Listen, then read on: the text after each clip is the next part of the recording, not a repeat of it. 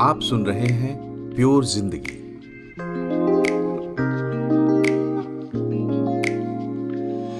नमस्कार, मैं हूं मनोज श्रीवास्तव और आज हम बात करेंगे हमारी इनसिक्योरिटीज की। हम सभी कभी न कभी इनसिक्योर फील करते हैं।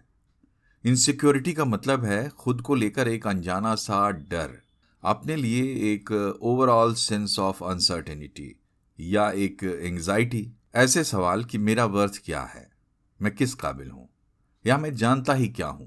ऐसी इनसिक्योरिटीज हमें सिर्फ और सिर्फ रिस्क या खतरे दिखाती हैं, वो भी बढ़ा चढ़ाकर, और कोशिश करती हैं कि हम काम शुरू करने से पहले ही गिव अप कर दें या कम से कम उत्साह अपना खत्म कर लें। कुछ लोग अक्सर ऐसे इनसिक्योर फील करते हैं।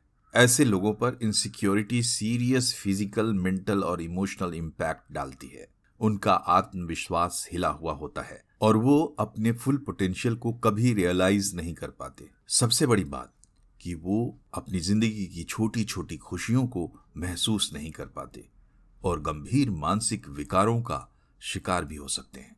तो चलिए खोलते हैं इनसिक्योरिटी की जन्म कुंडली। हमारी जिंदगी ही हमारी इनसिक्योरिटीज की मास्टरमाइंड है। कभी हम एक अबोध शिशु थे, आज मैच्योर्ड एडल्ट हैं। हमारा ये सफर अच्छे बुरे हजारों अनुभवों से भरा हुआ है। हमारे बुरे अनुभव हमारी इनसिक्योरिटीज की जड़ हैं, जो हमारा इनर क्रिटिक हमें दिखा सकता है। अपनी इनसिक्योरिटीज को समझना है तो हमें अपने इनर कॉन्शियस, इनर वॉइस और इनर क्रिटिक को समझना होगा। हम सबका एक इनर कॉन्शियस है, मतलब एक ऐसा दिमाग जिसे हम ना जानते हैं और ना ठीक से समझ पाते हैं, लेकिन इसकी आवाजें हमें सुनाई पड़ती हैं। कुछ अपवाद को छोड़कर हम सभी लोग खुद से बातें करते हैं। हमारे ये इंटरनल डायलॉग्स हमारे इनर कॉन्शियस की आवाजें हैं। इनके जरिए हम एक क्रिटिक की तरह अपनी विवेचना करते हैं और इसका हमारी सोच पर, हमारे फैसलों पर, हमारे व्यवहार पर सीधा असर पड़ता है। तो चलिए खोलते हैं अपने इनर क्रिटिक की जन्म कुंडली। हमारे इनर क्रिटिक की जन्म कुंडली हमारी जन्म कुंडली के साथ जुड़ी है। साइकोलॉजी में अब तक हुए रिसर्च के हिसाब से बचपन में लैंग्वेज स्किल्स के साथ हमारे भीतर एक प्राइवेट स्पीच डेवलप होती है। बच्चे जो लैंग्वेज स्किल्स सीखते हैं, इंटरनल मोनोलॉग के जरिए उसकी प्रैक्टिस करते हैं।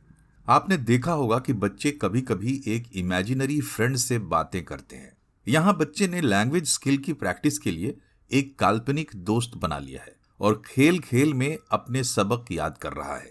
बचपन में जन्म लेने वाले इस इनर वॉइस को हम हमेशा जिंदा रखते हैं, क्योंकि ये हमें याददाश्त ठीक रखने और ऐसे ही दूसरे दिमागी काम करने में मदद करती है। कुछ लोगों को अपनी इनर वॉइस साफ साफ सुनाई पड़ती है, लेकिन कभी कभी इनर वॉइस के सिर्फ थॉट्स होते हैं।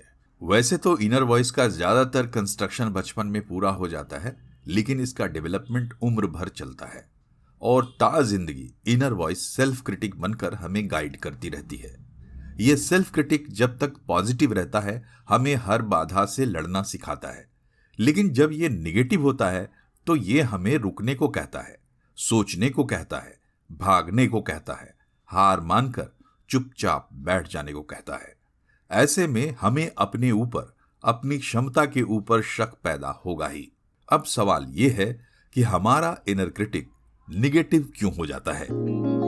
जब कभी हम किसी बुरे एक्सपीरियंस से गुजरते हैं, हम कहीं रिजेक्ट हो जाते हैं या फेल हो जाते हैं, तो हमारा इनर क्रिटिक निगेटिव हो जाता है और हमें हमारी इनसिक्योरिटीज की याद दिलाता है। रिसर्च के मुताबिक इनसिक्योरिटीज जगाने वाले कुछ सबसे प्रमुख कारण हैं दिल टूटना, नौकरी छूटना, किसी बहुत करीबी शख्स की मौत और बीमारी। कुछ लोगों में इनसिक्योरिटी एक तरह की सोशल एंजाइटी बनकर रहती है।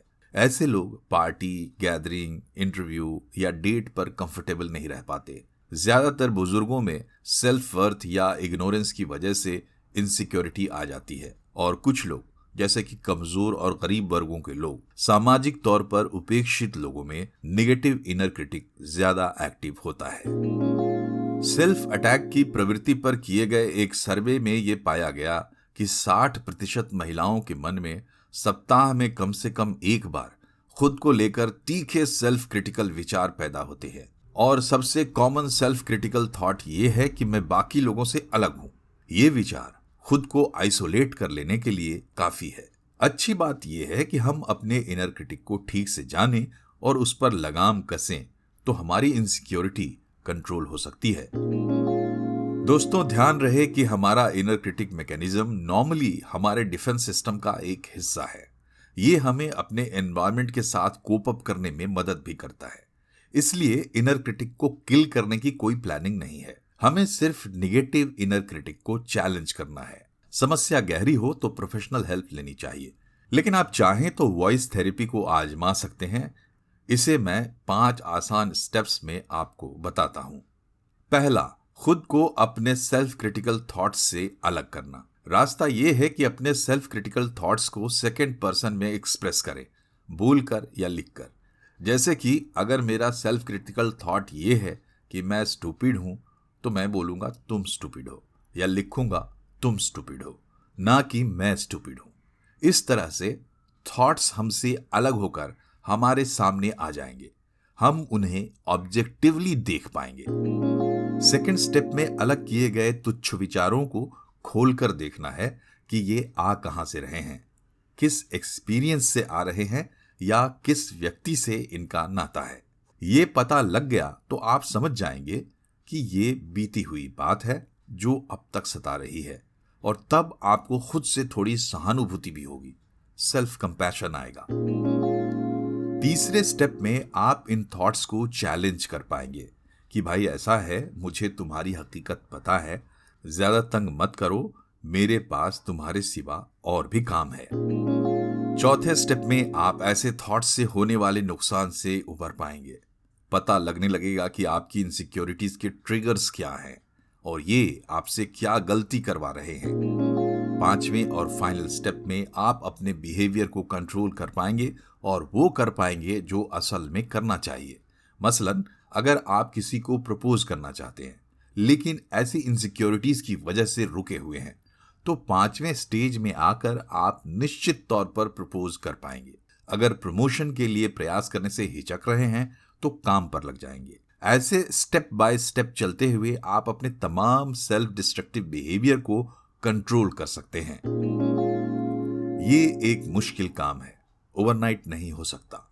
घबराहट होगी, इनर क्रिटिक डबल फोर्स के साथ अटैक करेगा, लेकिन डटे रहेंगे तो आप जीतेंगे।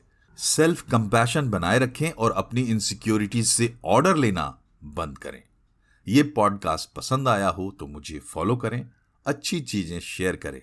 हैप्पीनेस का सबसे आसान फॉर्मूला है शेयरिंग। नमस्कार।